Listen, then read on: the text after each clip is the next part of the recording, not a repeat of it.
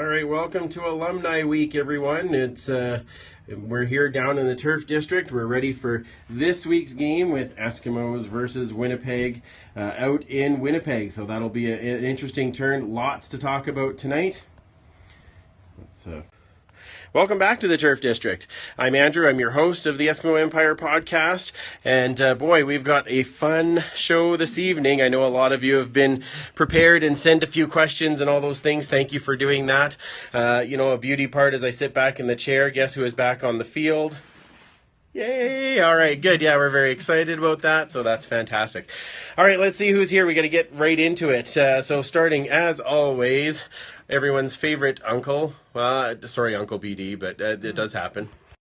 UT, how you doing? Great. How are you? Lovely, lovely. How was your heart after all of the weekend festivities? I'm back to normal. Lost my voice at the game and all kinds of things happening, and we pulled it out, and wow. Yeah, we'll take it. Yeah, we'll take it. All right, also... Go Sean White. Yes, exactly, yeah. Snapping wins championships. Yes.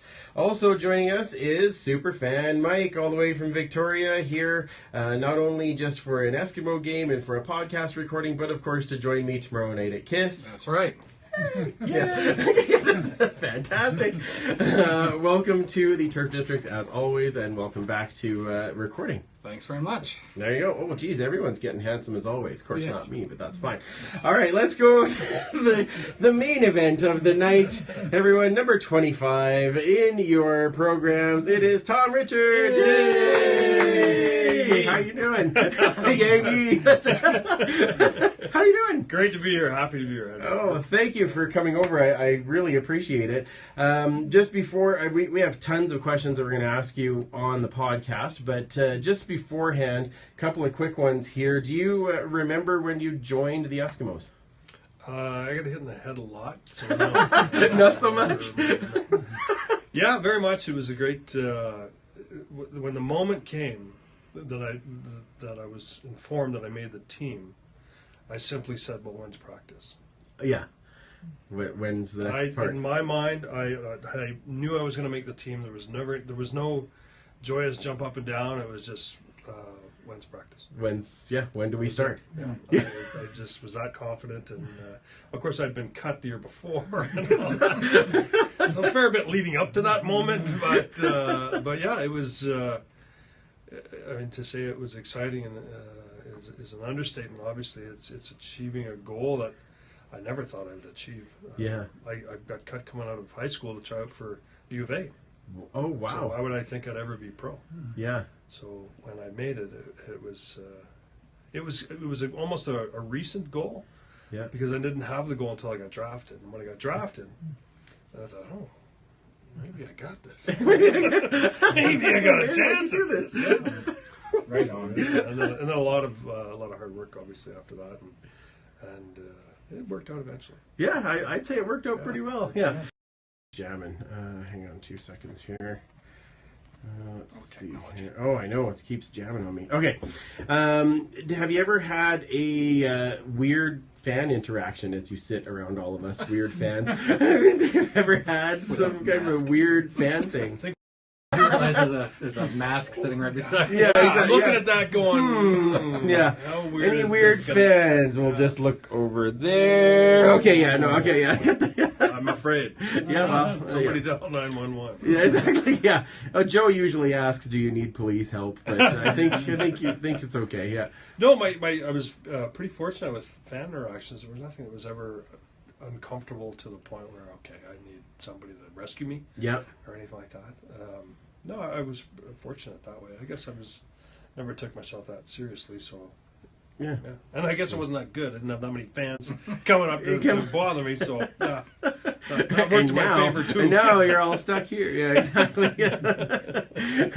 All right, well, we got more questions for you that'll be coming right away. I'm just going to flip that back around.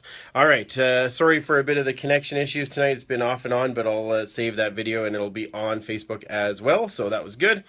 Let's do a quick Empire points update. Leanne is in first, Joe Balaneski in second, Superfan Mike in third. Holy cow. Wow, I tell you.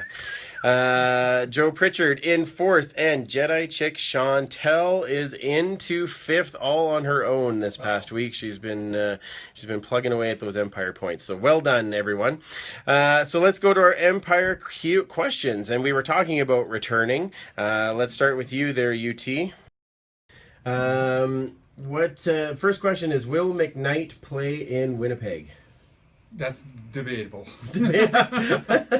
You know what? I haven't seen him at practice, so I haven't been there, so I don't know how he's doing. Moss has got faith in him, and you know what? He's just got to get used to the Canadian game and catch that ball and run straight forward. That's just the way it is. 2 hands on the ball, right, Tom? Yeah.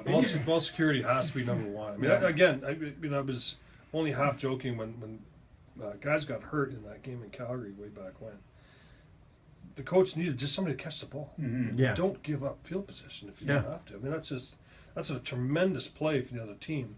Yeah. Momentum wise, for your own guys, it's just everybody. And in the game of field, True inches. I mean, you just can't. You got to get that field. Secure position. the ball. Make your one move and get upfield. That's it. I was fortunate that I'd never had the speed to really think I could get around the outside. So I just would make my one move and get north-south in a hurry and get what I could. And I mean, it for whatever reason, it worked for me. We were week 16, and I was leading the league in punt return yards for credit. And the only reason I knew that is we were playing in the Big O. Yeah. Again, way back. Yeah. And we're pregame just kind of doing our thing, loosening up, and I look up at the big board, and there my name is at the top before everybody's yours. Like, hey, guys, that's me. No idea. I was never. Somebody has the same name as me. Yeah. Oh wait, no, that's me. Yeah. I was never big on the stats, and I still can't tell you. I can't tell you how many touchdowns I had or. I can. 5 seasons. It just wasn't my thing. I love to play, and when I never even returned punts in university. Oh, because apparently I wasn't good enough. Yeah. Which I bring up to Jim Donlevy, Every university time. coach, every time.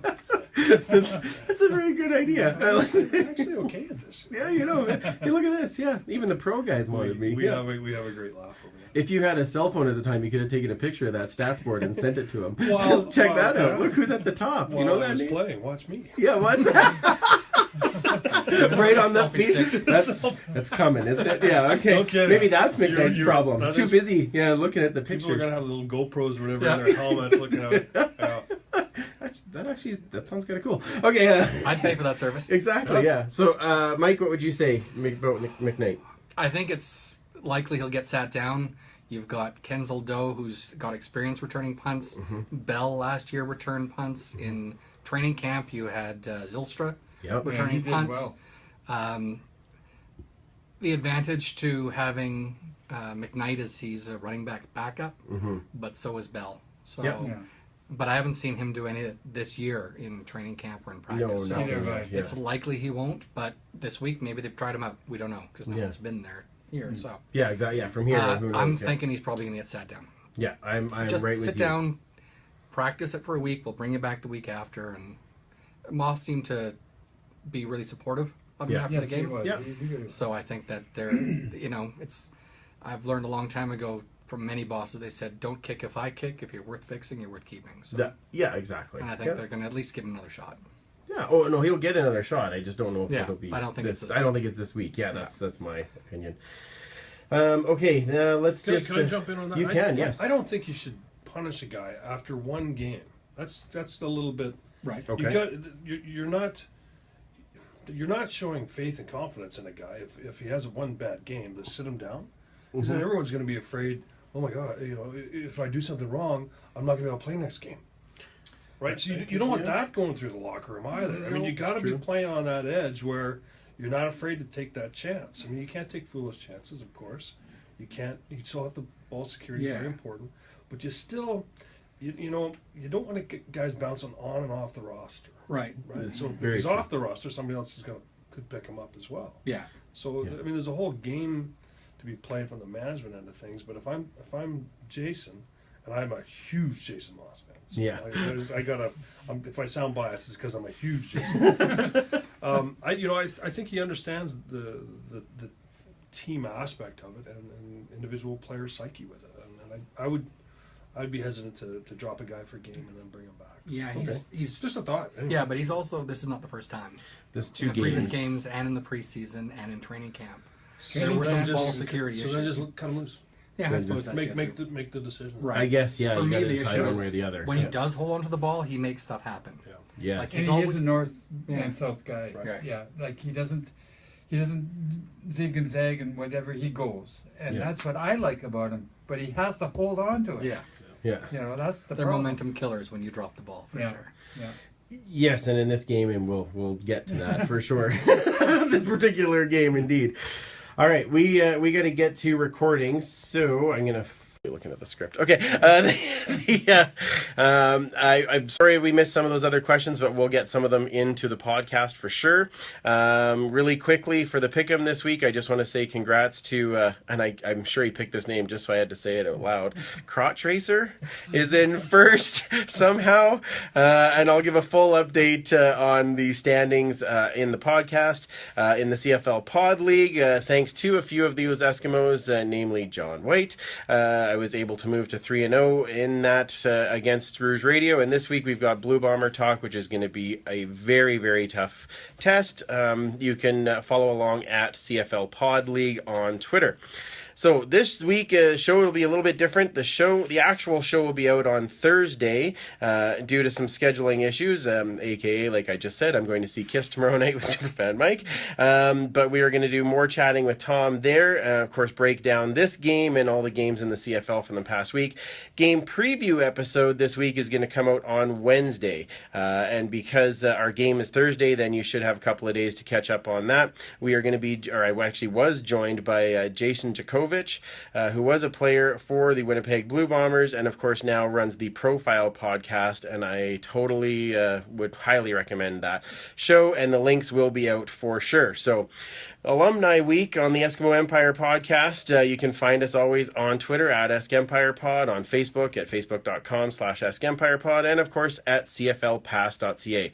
Search for the group, join in the conversation. We're going to have mores going over this whole week, and of course the big game on Thursday night. So enjoy the show this week. We will absolutely talk to you next week.